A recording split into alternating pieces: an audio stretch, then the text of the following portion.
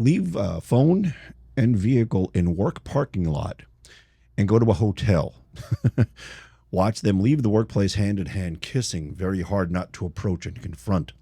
This is something that was sent to us from Rhonda. She left a comment on one of our posts, and she tried Instant ID to locate the phone, try to find out what was going on. Obviously, she suspected cheating, and she took it upon herself now to follow her husband, or I guess during his during his travels that day. And what she discovered is that her husband was leaving his phone and the vehicle at work, and then jumping into the girlfriend's car, going to the hotel, and spending 2 or 3 hours there with her. Now, and her question, of course, is when this type of stuff happens, how can I possibly find out? What can I do after this? Because instantid.io, as good as it is at locating a phone without someone knowing, obviously there's nothing you can do about it if they're leaving their phone at the workplace or some other place. Now, she said she also tried ProSpy and was able to connect with his phone remotely, got the text messages, and also got his location. So that's how she knew he was going to be at the hotel. Obviously, she was using the ProSpy app and was able to determine that he had made plans that day to go someplace. So this is actually very, very clever. So in addition to discovering that her husband left his phone and the vehicle at the workplace, she also discovered their rendezvous meeting point, which is, I'm not going to mention the hotel. But this is very, very good investigative work, and especially since she didn't, go to confront anybody. She didn't create any problems, no physical danger, no danger at all. She just needs to know the truth.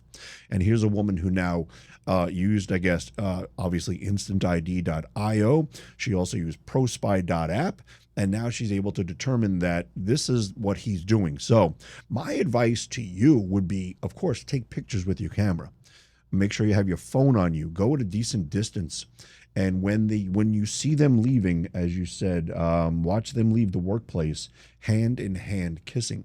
Take pictures. Take pictures with your phone.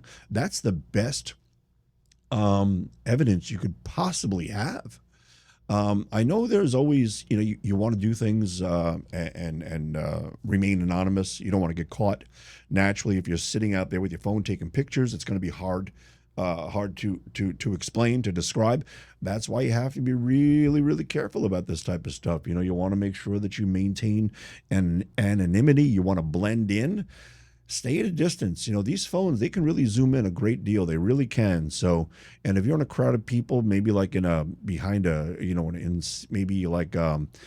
group of cars, anything where you can be like inconspicuous and just kind of like blend in, do that. That would be my excuse. But whenever you do, don't confront in that situation.